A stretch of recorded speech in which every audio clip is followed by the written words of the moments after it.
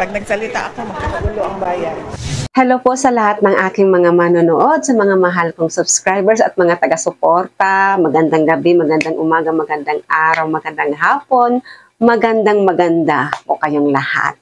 Ano po? Medyo dahan-dahan lang ako ngayon kasi bagong bunot yung ipin ko, kakagaling ko lang sa dentista. Kaya medyo swelling pa at may konting ano pa. So, fresh, kumbaga. May bago tayong update kasi alam niyo naman yung nangyayari ngayon, di ba? Yung kabi-kabilang mga impeachment cases laban kay VP Sara.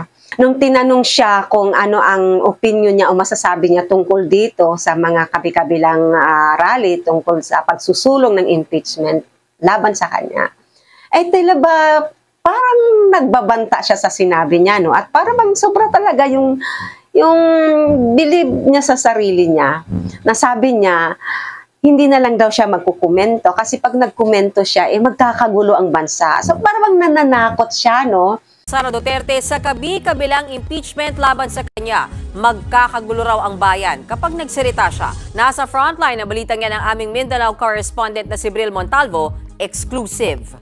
Of course, bago tayo magpatuloy, syempre, sa mga hindi pa po nakapag-subscribe dyan, please subscribe, like, and share our videos para maraming makaalam and marating ang ating channel at nang tayo dumami na rin po. At sa mga nag-subscribe na po, maraming salamat sa inyo. Pagpalain kayo ng Panginoon. And ang pag-subscribe nyo sa aking channel ay malaking tulong sapagkat personally, nakakatulong sa akin. Although, kahit sinasabi ng iba, lalo mga basher na bayaran daw tayo, hindi po tayo ganon. It's just purely work and a service to the people sa ating mga Pilipino. I love you all po. Matipid pero palaban si Vice President Sara Duterte tungkol sa panawagang impeachment laban sa kanya. Tulong mo na sa bayan yan. Pag nagsalita ako, makakagulo ang bayan. Pag nagsalita ako, makakagulo ang bayan. Nitong Biyernes lang nang magrally ang ilang grupo sa EDSA Shrine para manawagan sa Kongreso na aksyonan ang impeachment complaint laban kay VP Sara. Ngayong linggo na raw nakatakdang ipadala ng Kamara sa opisina ni House Speaker Martin Romualdez ang 3 impeachment complaints. Hanggang Biyernes na lang kasi ang Kongreso at magbe-break na para sa paghahanda sa eleksyon. I think we have given them enough time, so we will have to transmit the impeachment complaints within this week. Hindi naman. Tulong mo na sa bayan yan. Pag nagsalita ako, makakagulo ang bayan. Hindi na lang daw siya magkukomento kasi pag nagkomento siya, magkakagulo ang bansa. So parang nananakot siya, no? Na pag nagsalita siya, talagang dalang-dala niya ang buong bansa. Lahat ng mga tao na ay pabor sa kanya na pag nagsalita siya, magkakaroon ng kaguluhan tulad ng mga rally kung saan-saan. Wala namang sumasama sa mga rally sa kanya. No? Yung tono ng pananalita niya para talagang nananakot siya na mas maigi nang huwag siyang magsalita kasi malaking gulo. Para bang hawak niya talaga yung tao, yun ang hawak niya yung mga Pilipino, yun ang gusto niyang ipalabas, na talagang big time pag siya ang magsalita, lahat, all ears, all eyes, and all attention. Well, somehow, totoo naman yun kasi ang mga tao ay nakatutok talaga sa kanya, sa mga kilos niya, sa mga sasabihin niya. Siguro nadala na rin siya, di ba? Pinapalabas na lang niya na wag na lang siya magsalita kasi magkakagulo. Kasi bawat nagsasalita siya, nagkakalat siya, di ba? So tuwing magsasalita siya, lumalabas yung totoong siya at lumalabas yung pagiging bratinela niya, lumalabas yung pagiging siga niya. Ngayon biglang malumanay siya, no? Siguro may nakapagsabi sa kanya na wag kang ganun, wag kang all out, all anger, all emotions kung di ba? Sumagot sa mga yung mga pagbabanta niya noon. At sa ngayon, parang nagbabanta pa rin yung tono niya, no? Pero niyo kung kayo ang mag-a-analyze sa sinabi niya na hindi na lang daw siya mag-komento o magsasalita tungkol sa mga kabi-kabilang impeachment rallies na cases, na isinusulong laban sa kanya, hindi na lang daw siya magsasalita. Kung kayo ang tatanungin sa ganitong tono ng pananalita niya, di ba? Para siyang nananakot at para siyang nagmamalaki, talagang buo sa sarili niya na hawak niya yung pag-iisip at puso ng mga Pilipino. Hindi pa talaga siya nadadala, ano? Anyway, talaga naman kailangan na niyang maglaylo, kaya medyo malumanay na siya ngayon. Kasi bawat pagsasalita niya talagang ano siya bumabalingkuang siya di ba? And talagang buo sa isip niya na kandidato siya sa 2028. And alam naman natin itong lahat yan na talaga yun ang plano nilang mag-ama ng kanyang partido kasi di ba, ngayon pa nga lang, pinipilit na silang humawak. Hindi daw marunong humawak ng gobyerno kasi si PBBM daw ay hindi marunong maging presidente. Mahina daw, di ba? So, lumalabas ngayon na mali sila kasi si Digong mahina siya kasi nakayan-kayanan siya ng China di ba?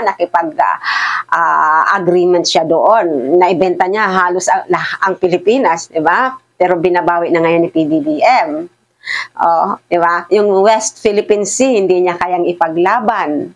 Nagpadala siya sa gobyerno ng China, nagpapapet siya, di ba? Na yung sa Pogo, China yun di ba? Gusto niyang illegalize dati, hindi naman umubra kasi nga, wait lang, yung ngipin ko. Kasi nga, gusto niya daw na suggestion siguro kasi hindi ko naman, akin naman, entitled naman po tayo sa lahat ng ating mga opinions and haka-haka, di ba? Sa akin naman parang bakit niya sinasabi noon na gusto niyang maging probinsya na lang ang Pilipinas ng China. So parang talaga niyang binenta yung Pilipinas at hindi niya kayang panghawakan, hindi niya kayang idepensa kasi takot siya pag nagkagyera daw walang panama ang Pilipinas. Di ba? Yung mga ganun. So kaya kayanan siya ng Chinese government. Kaya ayan, nagpadala siya. Nakipag-agreement siya, kaibigan sila ni Sara. Diba? May mga videos na lumalabas niya na kausap din ni Sara yung leader ng China. Ang daming nangyaring di maganda mula nang hinawakan nila ang Pilipinas, mula nang naging presidente si Digong. At hindi pa nga rin tapos yung, di ba, yung ICC, welcome na. Hintay na lang natin yung mga developments kasi talagang walang kasamaan na magtatagal. Sa umpisa lang, siguro, akala nila nananalo sila. But eventually, whatever you do, mayroong katapat na,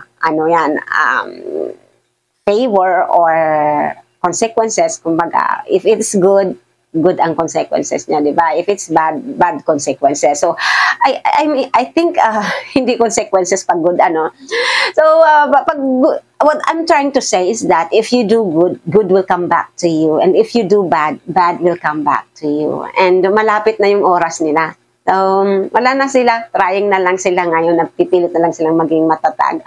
And hoping na kasi masyado nga silang bilib sa mga sarili nila kasi marami pa rin silang nabubulag, And I really pray na magbago yung isip nila, yung puso nila, na humiling sila sa kabutihan at tigilan na nila yung mga di magandang pinaplano nila na gusto nila sabihin sa sinasabi ni VP Sara na gusto niya maging presidente sa 2028 kasi nga daw marami siyang babaguhin, marami siyang gustong gawin.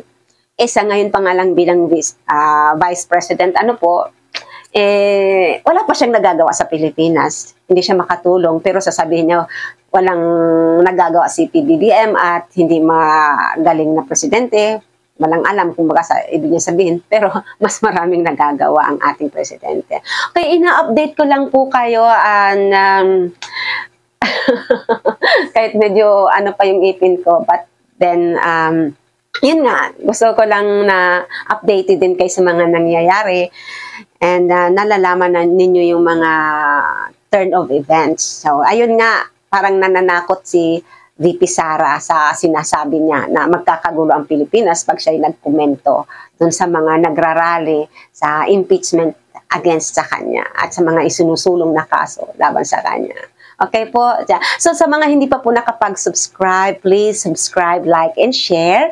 And comment down your opinion regarding this issue and this video. Ano po?